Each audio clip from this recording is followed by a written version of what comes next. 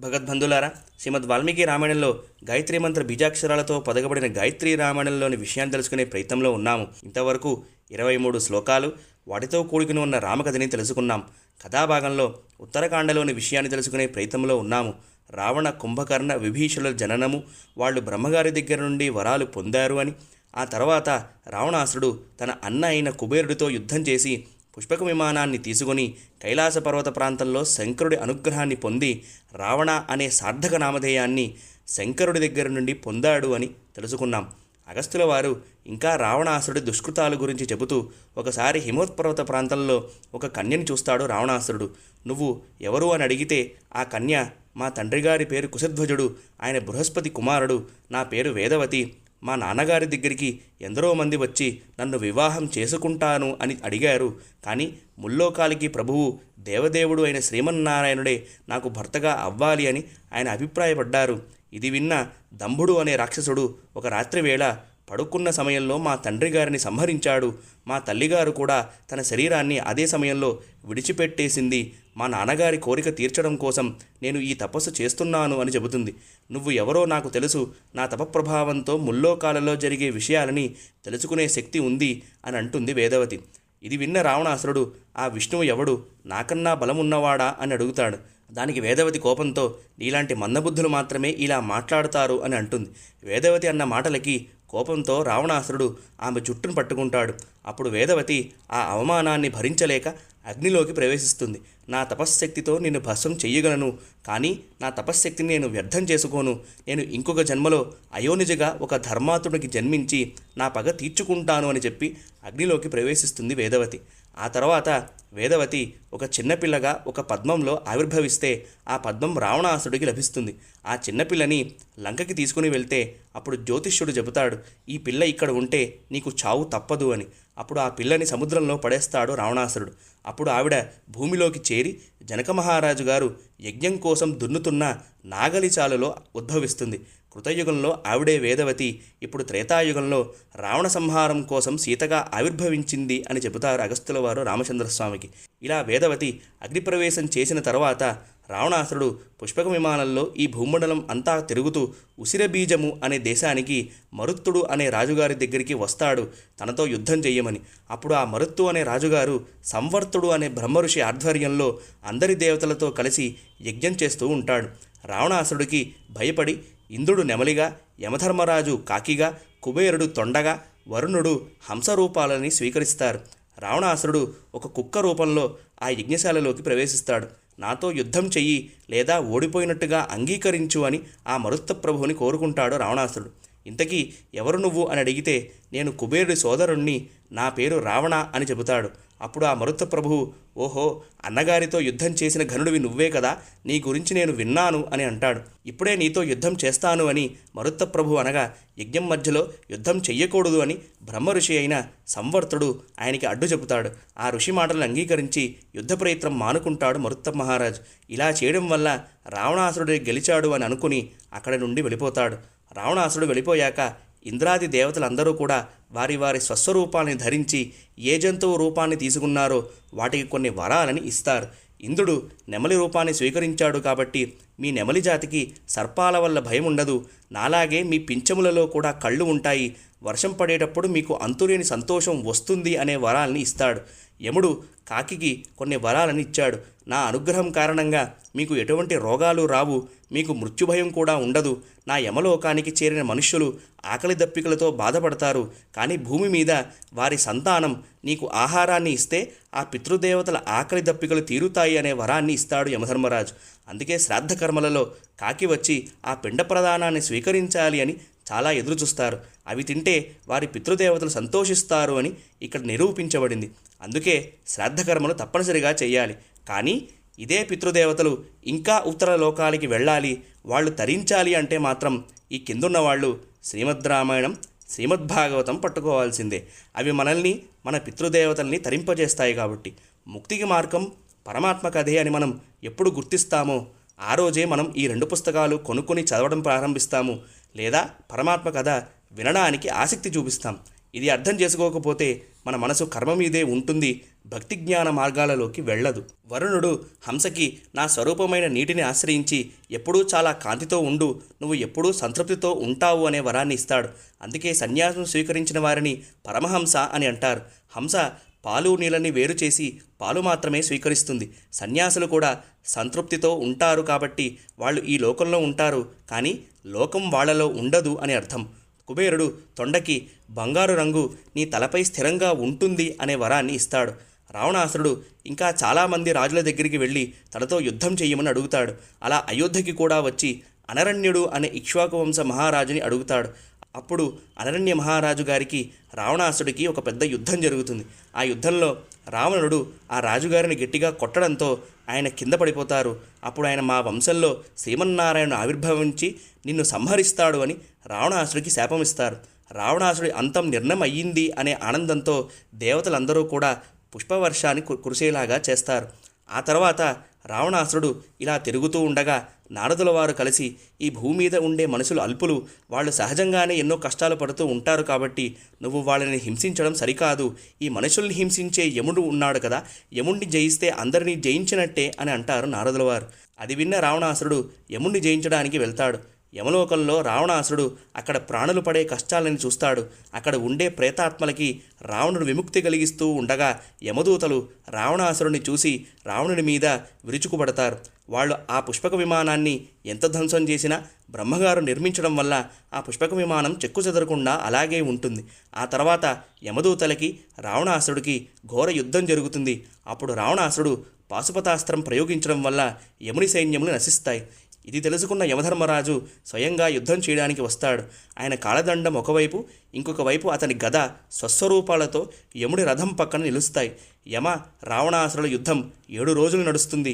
ఆ కాళదండము అంటే మృత్యుదేవత నన్ను పంపండి రాజా, యుద్ధానికి నా దృష్టిలో పడ్డవాడు ఇంతవరకు బ్రతకలేడు అని అంటాడు.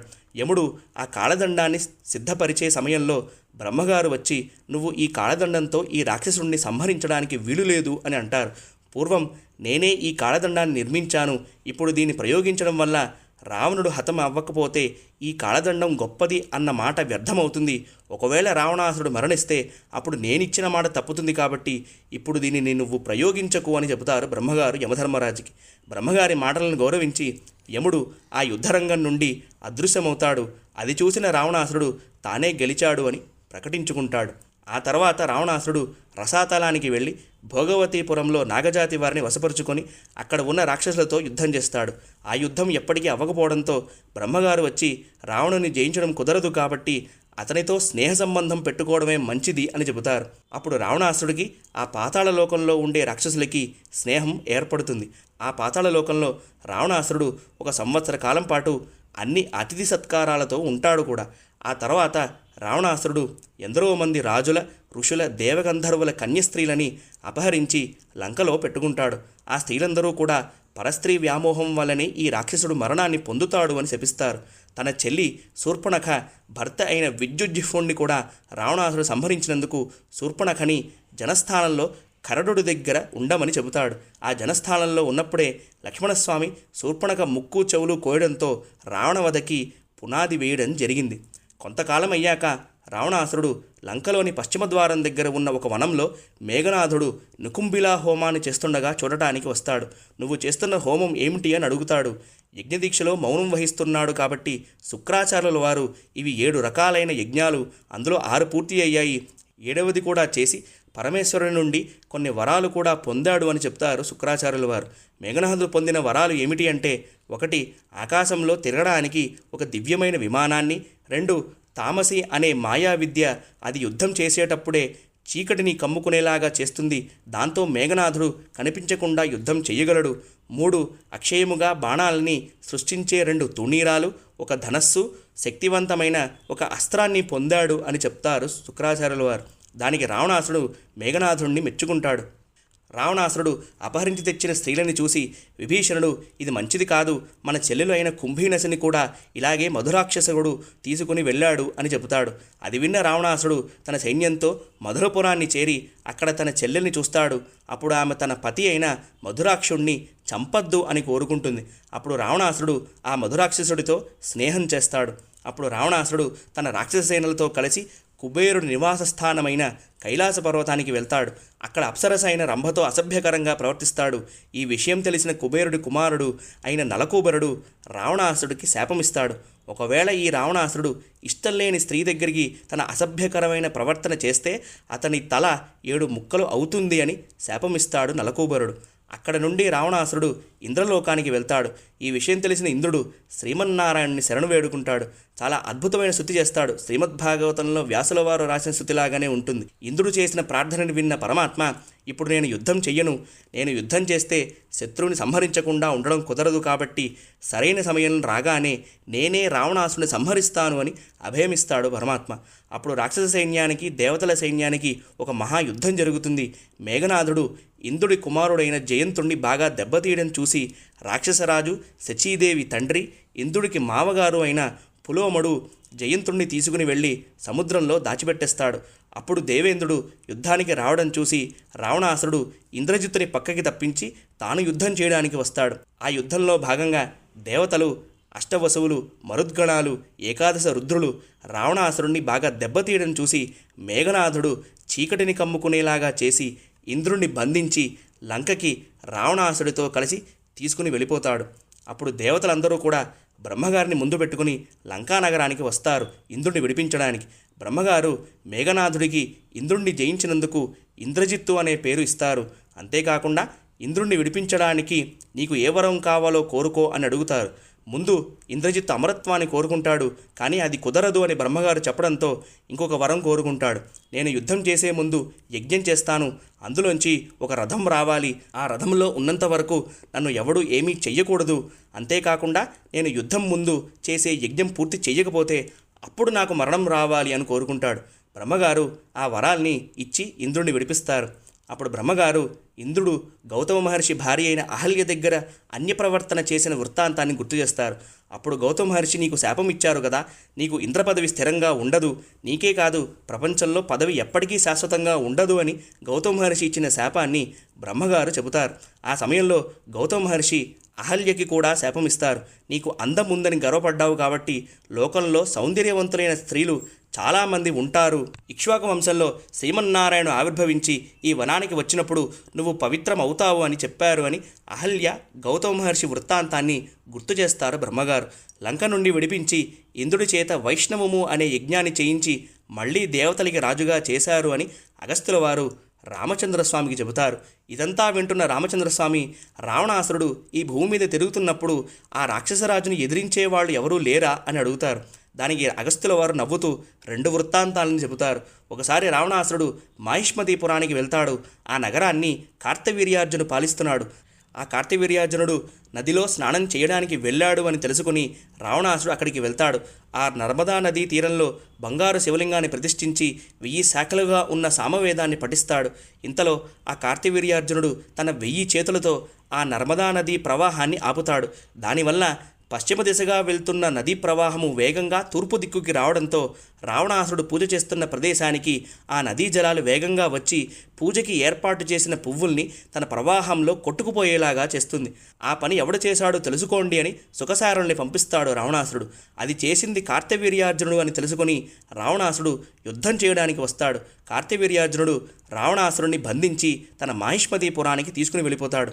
దేవతల ద్వారా ఈ విషయాన్ని తెలుసుకున్న పులస్త్య బ్రహ్మ అంటే రావణాసుడి తాతగారు ఆ మాహిష్మతీపురానికి వచ్చి మనవుడైన రావణాసుడిని విడిపిస్తారు.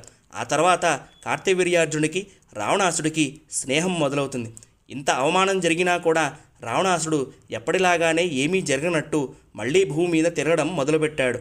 ఎవడితో యుద్ధం చేద్దామా అని. ఈసారి కిష్కిందా నగరానికి వెళ్ళి వాలిని యుద్ధానికి పిలుస్తాడు.